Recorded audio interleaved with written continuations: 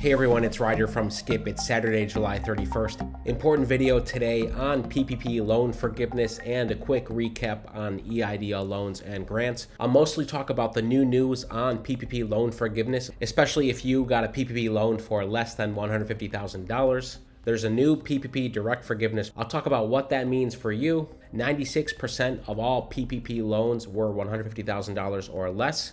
So the vast majority of people are eligible for this. I'll keep this video short. Thank you so much for subscribing and supporting our channel. Tomorrow we are picking two $1,000 winners. All you have to do to be entered into our weekly giveaways, subscribe to our channel, turn on alerts, leave a comment in a video this past week, and download our free app. It's Hello Skip in the App Store and Google Play. By the way, thank you for everyone leaving comments this week. If you haven't read the comments in some of these recent videos and you are stressed about EIDL loans or grants, you have a certain situation that's happened to you, take a look at the comments.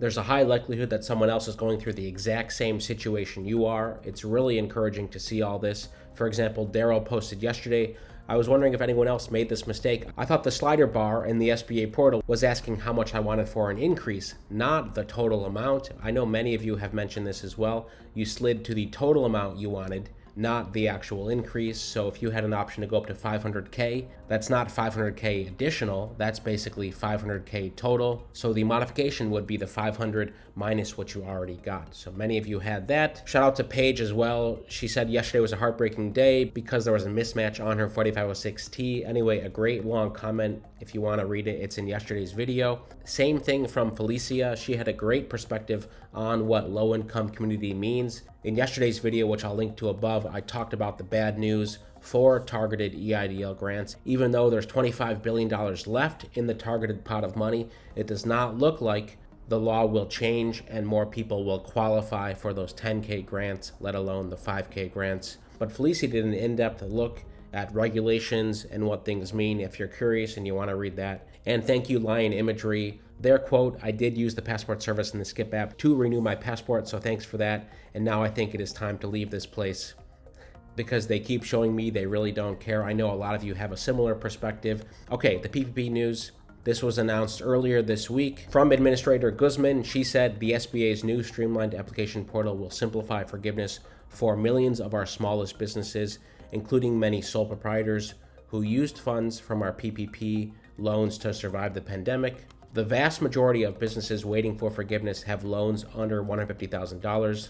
Like I just showed you here in the data, you can see right here, 87% of loans are 50K and under, 6% of loans are 50 to 100K, and almost 3% are 100 to 150K. So when you add that up, it's about 96% are 150K or under. So that means that this applies to most people. And there have been nearly 12 million PPP loans approved in total for a net dollar amount of $800 billion. Some of this data, I'll link to this on our app. We just put up a post about this. So how will the PPP forgiveness portal work? Starting August 4th, borrowers will be able to apply for forgiveness directly with the SBA using the SBA PPP direct forgiveness portal. It looks like this. It's currently operating under an invite-only pilot period, but this is the site. It will be directforgiveness.sba.gov. Again, directforgiveness.sba.gov. Starting August 4th, for any borrower who's borrowed $150,000 or less, borrowers on that form will be asked a series of questions that are also on this form, Form 3508S. But of course, with this portal, it'll make it easier, a quicker interface for you to apply for forgiveness directly with the SBA as opposed to going through a lender. You know, a lot of lenders had to do the heavy lifting in the last round to help you as the borrower apply for forgiveness. The lender has been the middleman for these loans, but for this direct forgiveness, for you, it's directly with the SBA. So the key question for you is your lender participating in this or not? The SBA has published an early list of participating lenders. It's only around 500 lenders right now. I'll also link to this on our post so you can take a look and see if your bank is here. There's actually around 600 lenders listed. We expect this list to continue to grow. Again, there's over 5,000 lenders in the PPP program. Also on this post, if you do not see your lender, you can email your lender directly. We've put together a template right here you can send. The questions they'll ask are pretty straightforward. They'll ask about your loan amount, your loan increase if applicable, number of employees, coverage period, and amount of the loan spent on payroll. Pretty straightforward. And the biggest part of all, does the PPP forgiveness portal require documentation? The easy answer is no.